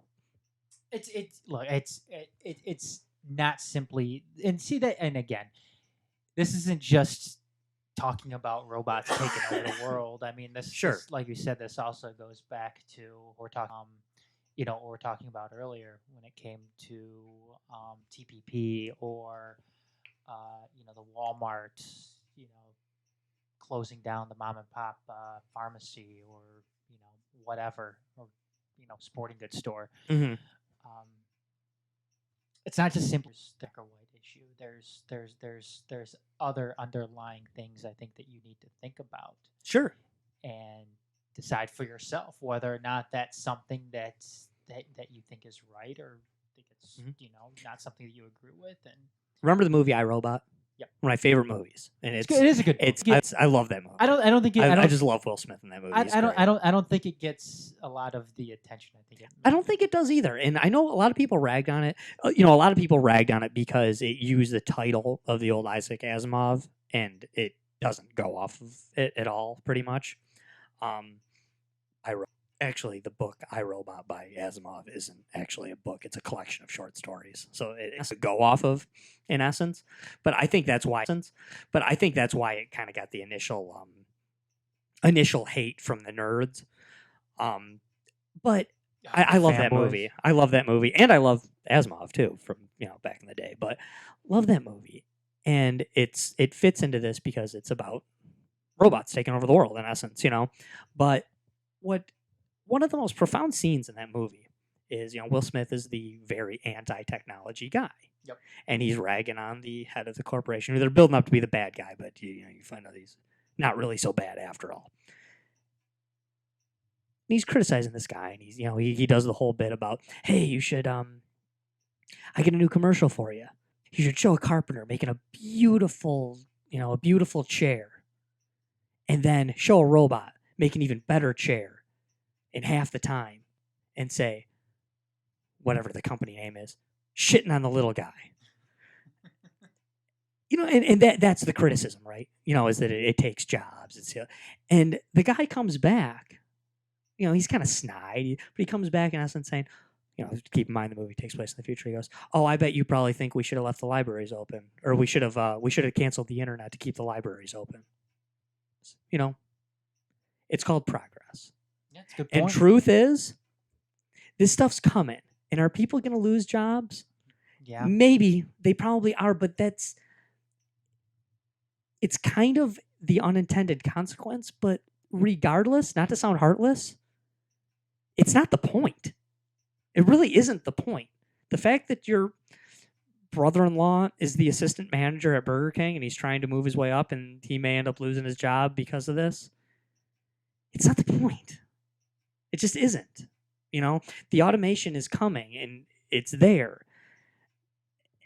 And it happened. The very first time they put in a robotic arm in the auto plants to move the heavy auto parts. Somebody lost a job because of that. Yep. And a whole lot of people got cheaper cars because of it too. I mean, and then at the same time, a lot of times it's a fallacy and that doesn't even happen. At the time when the cotton gin came out, people said that, we won't need slaves. Well, if the cotton gin actually kept slavery going for so much longer because, crap, we're getting so much more cotton. Now we need more guys out picking it. Now that's slavery, not jobs, but that's and that's in that respect, it's a bad comparison. But sometimes you don't realize that this thing you think is going to take a job actually creates more of them because it makes so much more production. One of my favorite lines from iRobot is when Will Smith is interrogating Sonny, Mm-hmm. and he's like, has a robot ever wrote a beautiful symphony or painted some masterpiece? And Sonny's like, have you? It's so good. It's so true. No, it is. That is one of my very favorite parts too. Yeah. It's so true. And Will Smith just kind of looks at him like, motherfucker. Yeah, like, wow. Yeah, you're right. You're right. And it's it's true. I mean, it is true that some humans have done that, but I haven't. Yeah, well, yeah, there's a lot of things that I haven't done that a robot has done, Mhm. probably, and other humans have done. I've never Right. written a beautiful symphony. I've never created a masterpiece, so to speak. The best line from iRobot, and this wasn't a initial topic here tonight, but my favorite line from that movie, and I've used it so many times, is just because I feel like this so often. But when he's so distraught, and he just says, "Does believing you're the last sane person on the planet make you crazy?" And I don't know. I just feel like that from time to time. You just and you're crazy. Huh? Does believing you're the last sane person on the planet make you crazy? I was like when him and Will Smith and Bridget Moynihan are going back and forth. He's like, "You're the stupidest smart person I've ever met." She's like, "You're the dumbest dumb person I've ever met." No, it is. It's great. Great movie. If you haven't seen it, see it. If you have and you thought it sucked, see it again because it's cool. I have an iRobot, the Roomba. in my Oh, house. do you? Yeah. I do not. Those things scare me. Dude, they're great, but yeah, they're kind of terrifying. at the Yeah, same I time. won't have one in my house. I can't do it. Next thing you know, it's the thing on the top is going to turn red and it's going to start enslaving. Yeah, you. exactly. And that's my thing is like when the robots take over, not if, when the robots take over, I don't want to be like in the first wave of people that goes down. I mean, I probably won't be lucky enough to be like John Connor or something, but I at least want to like. Well, is it going to be a greater good thing, or is it going to be like a Terminator thing where they just start killing? I don't know. Isn't it really the same thing at the end of the day? I guess eventually it may be like that, but Hey, what do we got? This is a kind of a weird show because we started late and we're going late, but we got some good stuff lined up. It's coming up month. We got one more show of regular X casting, right? And then we have our next Deep Issues cast, correct? let me check the calendar here. Let's see. Today's 28th. So Yeah. second Tuesday. That's So we're next- gonna have March 7th. We're gonna have a regular show. Yep, and Hopefully, we'll then- get to some of that sports stuff we were talking about. Then March 14th will be time travel. will be time travel. We will go into the deep issues. Ed will be back. Hopefully, Kyle as well, and we're gonna go very in depth, very deep into the idea of time travel. Is it possible? Is it happening already? Is it there? Can it ever be possible? So we're going to go into that. But before we wrap up tonight's show, we're going to bring back a little segment we haven't done in a little while. We're going to do the Empire Media News with Nick. Oh, not Nick. Nick is gone. God rest his podcasting soul. Just kidding. Again, Nick is not dead. He's just hosting a different show now. Maybe someday he'll be back. But we will do the Empire Media News with Adam. Yeah, I'm not very good at this, so Yet. we'll see how it goes with me reading it, but we do have a couple of things to get to, and we all know that Donald Trump has waged this war against the media, which is really kind of, I don't want to say it's come to a head now, because who knows what that head is going to be, but he's not going to be attending the White House Correspondents' Dinner. No, he is not. He said he tweeted that out the other day and said, everybody else have a good time. I won't be there, which really isn't too surprising considering Donald Trump has been blessed in the media as Sure. of late. Sure, I think he should be there. I don't blame him. Part of me doesn't blame him. Part of me thinks it makes sense. I also think, as president, I do think he should be there, actually. And I also think that, which one are you? Are you the tough guy who handles the media better than anyone else? Or are you the sissy who can't be in a room with these guys? He's the sissy that can't be in the room with Like, these to guys. me, well, it's like you can't be the sissy and the bully. You gotta be one or the other. I don't blame him for not being there, and it's not that big of a deal in the grand scheme of things because it's not a political event. It's a a thing, and the entire idea of the White House Correspondents' Dinner is kind of dumb at this point because, in essence, the White House Correspondents' Dinner is a roast of the president, but the media has been so, whether it's for good reason or bad reason, the media has been so hard on Trump that I don't think they can have a playful roast of him at this point, It's too serious at this point. Yeah, I mean, how can these guys, he can't laugh at these guys. They're, because they're not going to be nicely making fun of him. They're going to tear him a new one. And now it'll probably be worse because he won't even be there. It'll be like the debate, the Republican debate that he wasn't there. Right. And you had Ted Cruz and Marco Rubio. The best and everybody, debate, by the way. Well, it was a substantive debate without Donald Trump there. You weren't talking about hand size or anything like that. But anyways, Right. CNN has announced that this is what they said. CNN has been a proud supporter of the White House Correspondents Association for decades. Once again, our employees on camera and behind the scenes will attend the association 29th annual dinner on April 29th. This year, our guests will be journalism students. So they're going to go ahead and bring journalism students into the White House Correspondents' Dinner. So they can, let me see here, we'll feel there is no better way to underscore our commitment to the health and longevity of a free press than to celebrate its future. So CNN taking a little bit of a stand there, and they're going to go ahead and bring in journalism students. I don't think there's anything wrong with that, right? No, it's cute. No. It's adorable. That's super, super cute. Back to the, I promise I'll be super brief again. The hypocrisy thing again. I don't like that, Trump wouldn't let CNN or MSNBC into some of these things.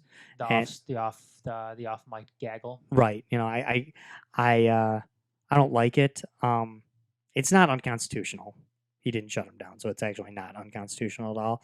I don't like it. I also didn't like it when Barack Obama did the exact same thing to Fox News and, Breitbart and what's the other one? Barack Obama, One American News. Yeah. Well, I don't think One American News. No, I'm trying to think of the Weekly Standard. Okay. Weekly Standard, Breitbart, Fox News. Does Barack Obama did the same thing to them. Does Judge Report have White House credentials? I don't know if they do or not. There's nothing in the Constitution that says once you've achieved high class media standards, you get unfettered access to any story you want. The only thing, though, Josh, is Donald Trump or Barack Obama didn't call the media the enemy of the American people, though. Well, Referencing that. Right. I mean, but Barack Obama did actually actively try to shut down talk radio. He did? Yes. I don't remember that. You don't? No. Well, they have a lot of help with the Congress, too. They have a lot of people who are supporting that. Yeah, I don't remember that. But truth is, I'm not supporting Trump in this here. I'm just saying that it's been done before. It's just outrage from the other side now. So I think there's a lot more to it than that. I think Donald Trump has gone on. It's the same thing with the Muslim ban and what he said in during campaigning.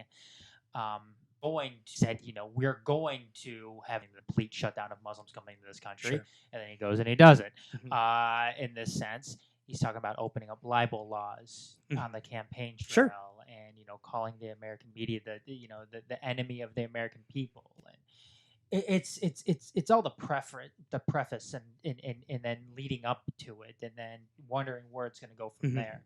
I think that's the biggest problem with all of this. I But you're right, though. I personally think that what they did was what these last two presidents have done with the media has been equally bad. What I will say is this: neither one of them did something unconstitutional. It wouldn't be unconstitutional if you or I said, okay, somebody wants to come into my house and interview me. This is who I want to do so. But where it is different, where it is verging on anti-constitution, not unconstitutional, but we're verging on unconstitutional, is these men swore an oath to defend and protect the Constitution. So by simply doing something that's not quite unconstitutional, you're still not going out of your way to defend and protect the First Amendment either. It's also a taxpayer house. Right. Yeah. It's exactly. It's actually. I know a lot of people have said that, and it is a good point to say. Okay, hey, it's freedom of the press and also freedom to let whoever you want into your own house. Very true, but it's not his house; it's our house. Yes, exactly. Moving along, though, Betsy DeVos is in some hot water again for her comments on black colleges. The education secretary faced backlash for calling historically black colleges and universities real pioneers when it comes to school choice. Critics have pointed out that black colleges were a product of segregation, which did not allow black students to attend white schools rather than choice. But they've stuck around and stayed historically black colleges as well. But very true. That is why they were created. Yes. But yes, there are black colleges still to this day. Still are around to this day. Alex Jones is good ones too. I mean, they're great colleges. Alex Jones is been turned into a meme. Headline Only here. one. Alex Jones abides by a strict no shirt, no problem policy at lunch. Alex Jones, propagandist behind InfoWars, thinks water turns frogs gay, lizard people exist, and that barbecue should apparently be consumed topless. Of course, the internet jumped at the chance to meme him ye again. And there's just a bunch of different memes on here. Maybe we'll go ahead and post some of these on the show page tonight, where it's him with no shirt on, barbecue in front of him, giving 2 thumbs up. No shoes, no shirt, no problem. Yeah, and some of these are pretty good. Some say I'm a big boy, 2 thumbs up. Well, this new Denny's campaign has really worked on me. And then so on and so forth. Like I said, maybe we'll go ahead and post some of this stuff on the website, on the show page here. And we've been very critical of Alex Jones here on the XCast, but at the same time, we also did give him some props at our Bohemian Grove show, which if you missed, you should go check out because we do use some of the Alex Jones footage, which is pretty awesome. Yeah, it really is the Alex Jones footage from Bohemian Grove. Kind of one of the things he did to make a name for himself. So, some Kellyanne Conway. Love-hate relationship with Alex Jones here at the XCast. Love hate for you. I usually don't like him at all. Yeah, you got to give him props for the Bohemian Grove footage, dude. Yeah, I'll give him props for that. Right. Definitely. That's it. That's all I ask. Kellyanne Conway once again back in the spotlight again when she's not hawking products on Fox and Friends. Of Ivanka Trump, she has her legs spread open on a sofa in the Oval Office, which probably isn't the first time something like that has happened. Yeah, I was gonna say, I really like it when presidents and people respect the Oval Office. But last I checked, there was a dude who had his pants off and a chick on her knees in the White House Oval Office. So until until something tops what Bill and Monica did in there, I'm not really concerned with this. Let's see. President Trump invited leaders from historically black universities and colleges into the Oval Office, and some pictures of Conway's posture sent people into a frenzy about White House decorum.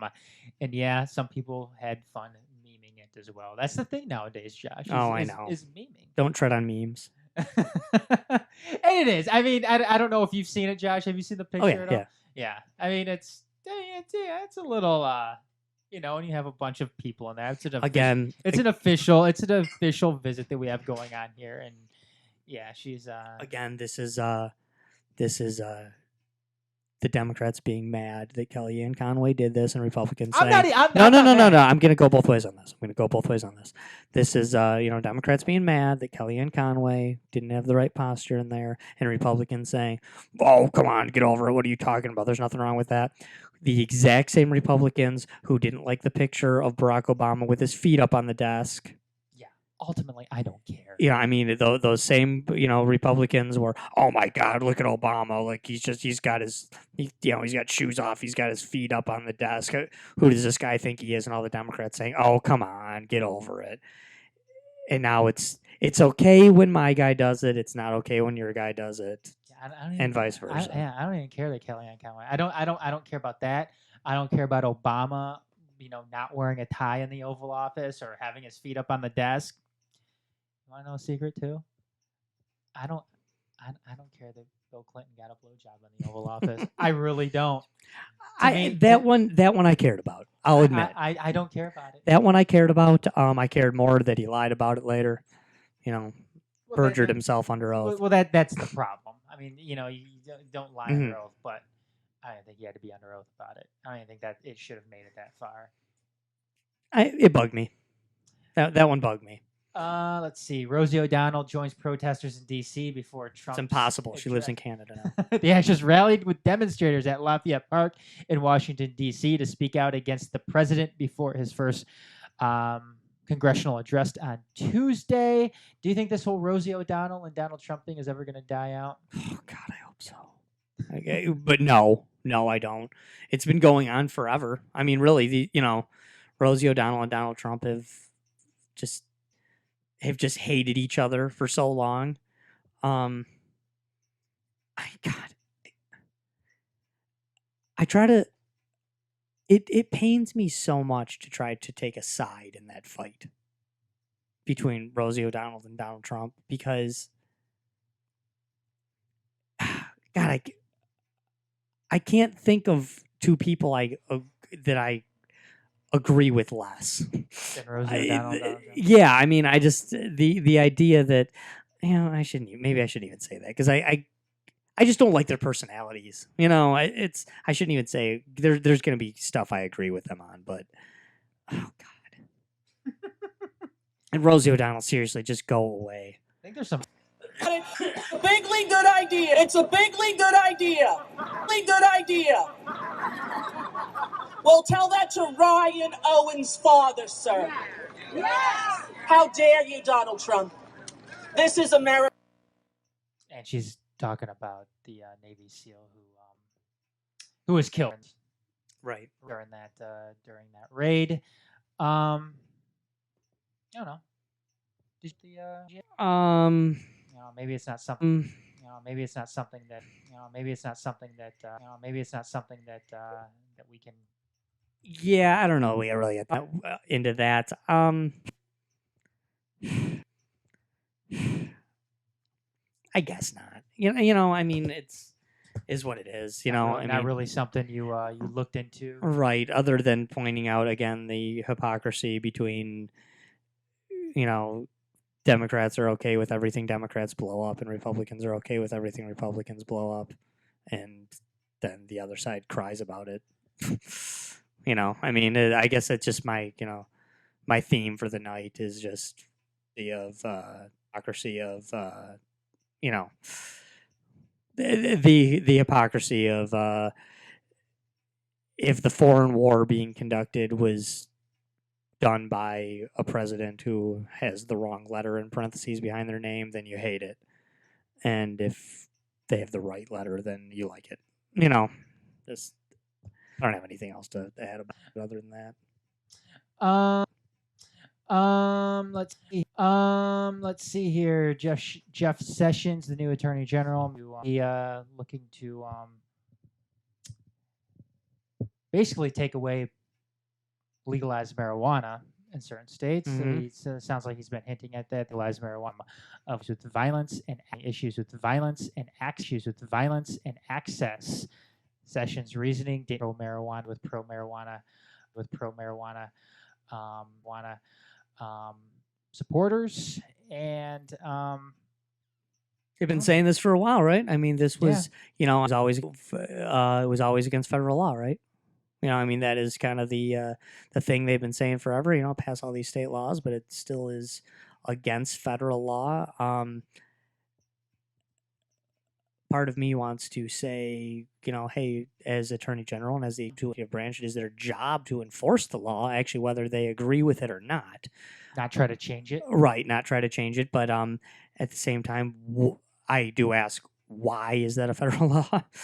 What, legalize marijuana? Yeah, I mean, marijuana being illegal. I don't quite understand that. Live free or die. I do not understand. So you're saying marijuana should be legal? Oh, yeah, absolutely. Yeah. Absolutely. I agree with you. No, I don't even like marijuana. I don't think anyone should smoke it. I really don't. But well, actually, no, I shouldn't even say that I don't think anyone should smoke it. If you smoke it if you want. I don't, I mean, I don't want my kids smoking it. I don't want, I personally don't think it's a good idea to smoke marijuana. But did you want though? I mean, really, you're grown up. I put stuff in my body that other people may not agree with, and I'll be damned if you can tell me I can't eat White Castles for whatever reason. I don't care what you think. I don't. But that's my. You bring up White Castle. What's worse for you? Smoking marijuana every day or eating White Castle every day? Personally, I don't care. I don't think it's any of anybody's business. No, it's not. But if people are bringing up the dangers of marijuana, sure. What's more dangerous? Right. When does that stop? When does red meat become illegal? When does anything become illegal? I personally think drugs should be legal. I do. I mean, I am one of those people that, some people think that's nuts. I don't think people should do drugs at all. But I do think drugs should be legal for grown-ups. I think, we're adults. I don't not take meth because it's illegal.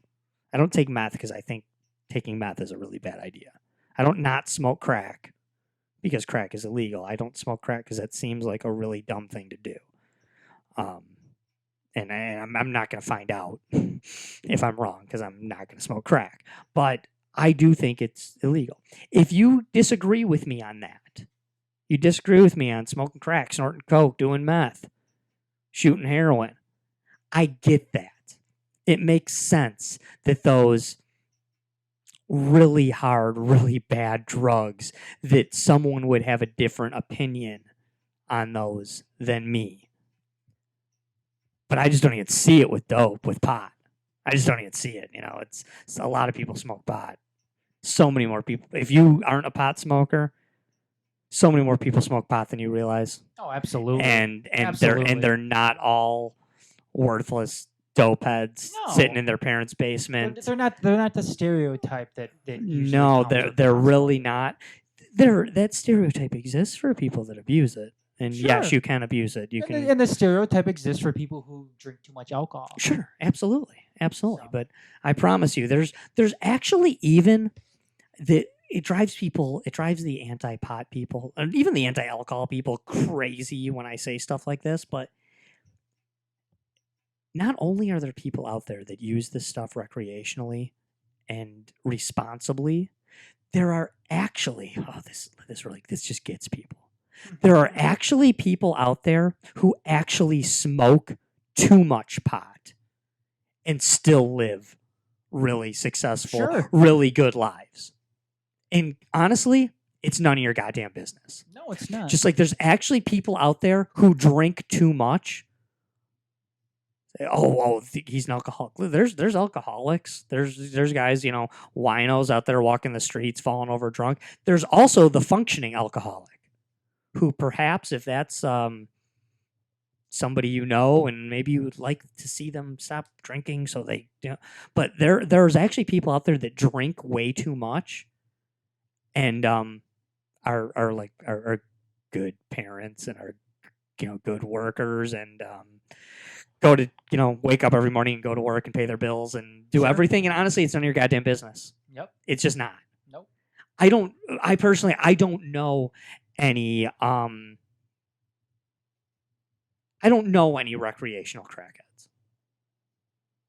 I don't either. I don't. I'm not saying they don't exist, but I personally don't know anybody who holds down a steady job and does really well for themselves and smokes crack on the weekends. So you want to make that might be that's a higher tier drug, though, right? too. And that's what I'm saying. So you want to try to make that comparison and tell me why, for that reason, crack should be illegal. Okay, I hear your argument. I do. I hear your argument. But when it comes to pot, yeah, there's a lot of people out there smoking pot. There's a lot of people out there right now who kicked ass on their job all day today, did a great job at work, who went to a PTA meeting, came home, put their kids to bed, and then smoked a joint. Sure. Happens all the time. They're out there, and they're not bad people. And no, you can think that's a bad idea if you want, but really, it's none of your business. Very true. It's just not. It's none of your business. So deal with it. So I do think it should be legal, completely. I don't want it regulated by the government. To me, that's much worse. I don't really want to see pot sold at every gas station. But if you want to grow some in your basement and smoke it, cool. I'm even cool with the idea that, hey, it's illegal to sell drugs. Excuse my coughing, but the idea that, hey, it's illegal to sell drugs. Okay, cool. Cook your own meth. Grow your own pot and use it for your own consumption. Grow your own opium. Yeah, do what you need to do, whatever it is. And to that person out there who is pulling in $70,000 a year, rocking it at work every day, and you are smoking crack on the weekend, my apologies to you, sir. Really, just that's you're winning, man. You're doing it. So I really don't think it's a good idea. I don't think there's that many of you people out there. But if you are and you're offended by my statements, then by all means, smoke that crack and pay those pills, man. I hope people know I'm kind of kidding here. I'm not kidding about my ideology, but I hope people don't really think I'm telling you to go out and smoke crack. Let's see. Maybe. See, Kim Kardashian was spotted playing tennis in high heels. That's because she wasn't actually playing tennis, probably. Yeah, I mean, playing tennis would be like accomplishing something. Yeah, and I really don't. I don't think they accomplish anything. Let's see here. Democratic women wore white tonight during the address in Congress. See, as a way to show, I guess, solidarity with each other and the progress that the women's movement has made throughout good for them. history. That's adorable. It's adorable. I'm so happy for them. Which means Josh doesn't agree with it. No, it's great. You can wear whatever color you want. It's awesome. Yeah, let's see. That'll about do it tonight. That'll about do it tonight. We won't have Josh dig himself in the hole tonight. So. Well, no, it's awesome. I'm glad that they wore white. That's really cute. Yeah, it's adorable. Yeah. It's adorable. It's the backhanded, sugar-coated slap in the face. So you were picking up on my sarcasm? Yeah, I was. Okay. I cleaned it on thick, so I. Yeah. Well, I think people out there know when you don't necessarily, or I don't want to say. I was almost as serious about that as I was when I was urging people to smoke crack after work. Oh yeah. Okay. Well, I dug myself some. Maybe Adam dug himself some too. I definitely did. Adam dug. Yeah, Adam's perfect. He rocked it. I dug myself some holes though. I'll dig myself out though by next week because we'll be here same time. Actually, not same time. we'll be here on time next week, barring any storms rolling through the D here.